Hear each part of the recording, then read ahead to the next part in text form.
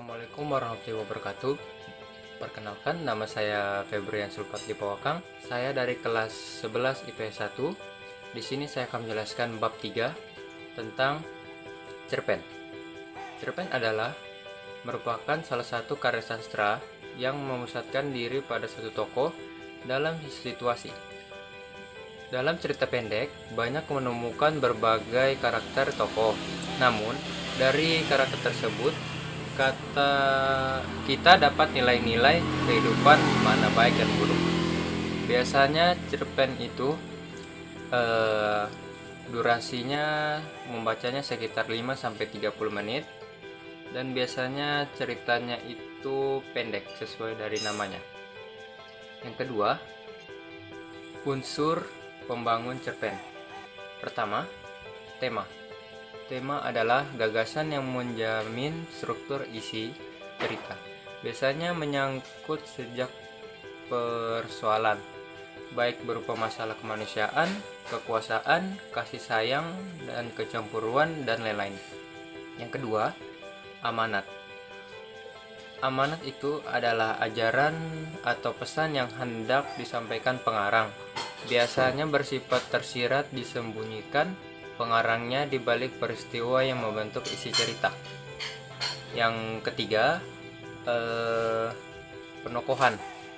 Penokohan merupakan cara pengarang menggambarkan dan mengembangkan karakter tokoh dalam cerita, seperti teknik analitik langsung, penggambaran fisik dan perilaku tokoh, penggambaran lingkungan dan kehidupan tokoh, penggambaran tata bahasa tokoh, pengungkapan jalan pikiran tokoh, dan terakhir penggambaran oleh tokoh lain.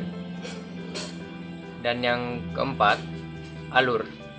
Alur adalah pola pengembangan cerita yang terbentuk oleh hubungan sebab, akibat, ataupun bersifat kronologis. Pengembangan cerita harus menarik, mudah dipahami, seru, dan logis. Dan yang kelima, latar. Latar meliputi tempat, waktu, dan budaya yang digunakan dalam cerita. Dan yang terakhir, gaya bahasa. Gaya bahasa berfungsi menciptakan suatu nada atau suasana di cerita. Yang ketiga, ciri-ciri cerpen, yaitu ceritanya fiktif, penokohan yang sederhana, tidak menggambarkan kisah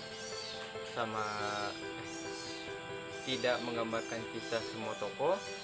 Yang keempat, cerita singkat. Yang kelima, bahasa yang mudah dipahami. Dan yang terakhir, nilai-nilai yang terkandung dalam cerpen, yaitu 1. Nilai moral. Nilai yang berkaitan dengan akhlak, budi pekerti, baik dan buruk, dan lain-lain.